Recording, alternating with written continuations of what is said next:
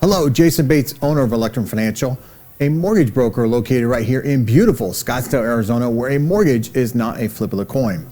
If you're looking for the lowest rate at the lowest cost, reach out to me. I'd like to meet you, and that is for sure. Here is this week's mortgage market at a glance. There's a lot of ground to cover here, so stick with me. The bond market returned from a 3-day weekend to find yields surging higher on Tuesday. That pushed mortgage rates to a fresh two-year highs, and added emphasis to what has already been the sharpest rate spike since late 2016.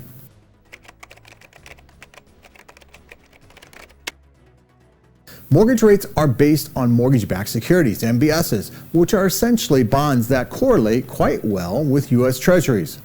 The Federal Reserve, the Fed, has been buying both Treasuries and MBSs off and on, mostly on, since 2009 as part of various stimulus efforts.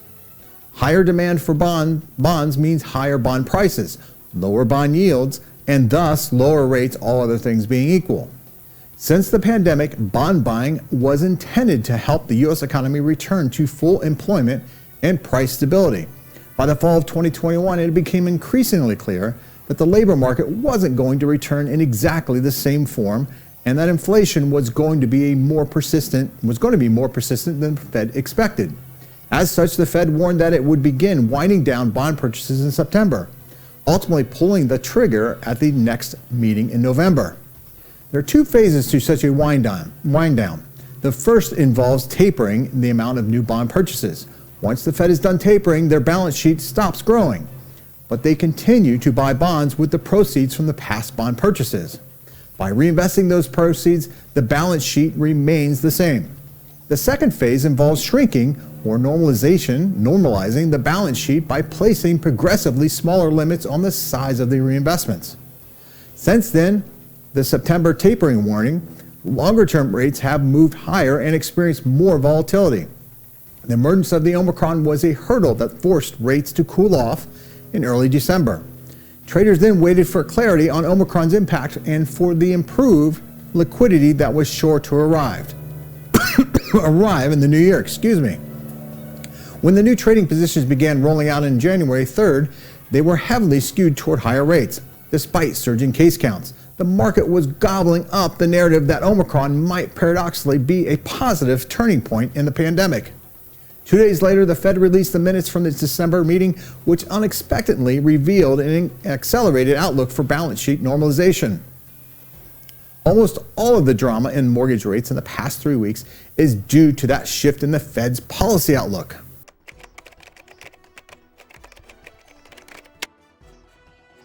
These things take time. When the Fed pivots, we tend to see the one initial surge in the bond market and then several aftershocks. It was the same when the Fed warned about tapering in September. There are even similarities in the trading patterns that may hint at a risk of another move toward higher rates. The highlighted section of the chart in September and October shows the market digesting the Fed's tapering warning. The most recent highlighted section shows the digestion of the normalization warning.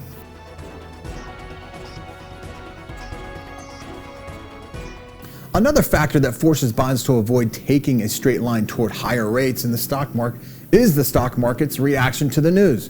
While the Fed may not be buying stocks directly, stocks nonetheless tend to pout when the Fed signals policy tightening intentions. This time was no different, and it created a telltale mirror image pattern between stock prices and bond yields.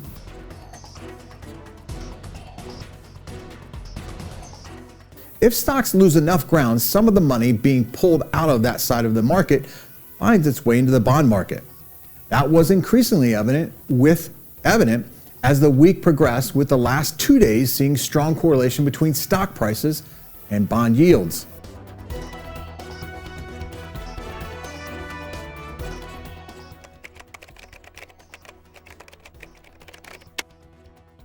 Well, yes and no. Rates are almost exclusively higher in 2022, and they haven't recovered much.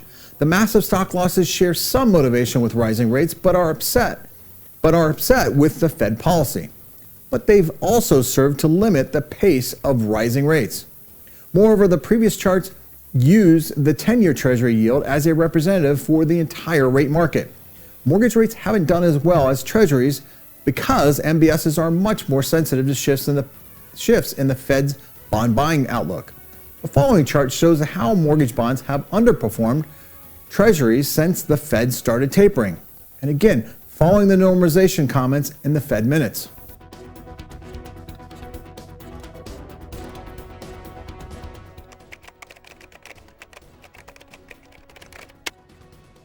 Historically low often depends on how far back you want to look. We're currently much better off than most any time before COVID. If we're only looking at the past 2 years, rates are at their highs. Refinance activity reflects this reality. Low enough rates to motivate some, but high enough to bring refis to their lowest level since before COVID.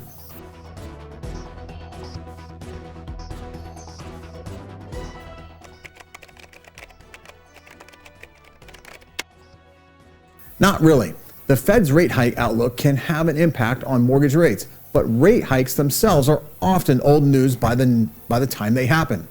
The market is strong in agreement that the Fed will be hiking rates at the March meeting.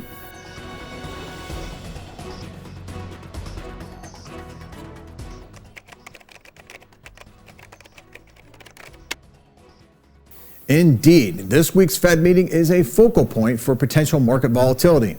The Fed will not be announcing any policy changes, nor will they be hiking rates. But remember, they didn't announce any policy changes in September either. Rates responded anyway. Traders will be very curious to see what the Fed puts in writing about the anticipated rate hike in March, and more importantly, the timing of the balance sheet normalization efforts. In addition to written statement, Powell's press conference can also be a source of actionable info for traders.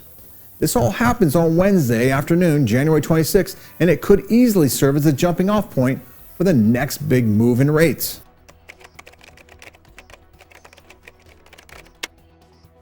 Well, if I knew that right now, I wouldn't have much to discuss.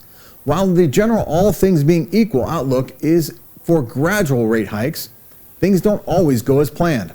If Powell were to tap the brakes on the Fed's recent more aggressive tightening stance, rates could certainly catch their breath in a slightly more meaningful way than they did this past week. Don't take that as a prediction, though.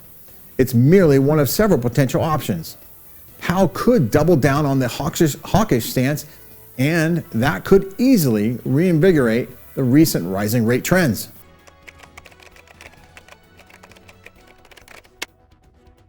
That's a complex question to consider, but the answer is simple. Only if things got unexpectedly bad. Since the more intimate risk is for some sort of repeat of Russia's 2014 invasion of Ukraine, let's consider the market's reaction in 2014. For bonds, the two most climatic months of the Crimea annexation were actually the two calmest months of the year.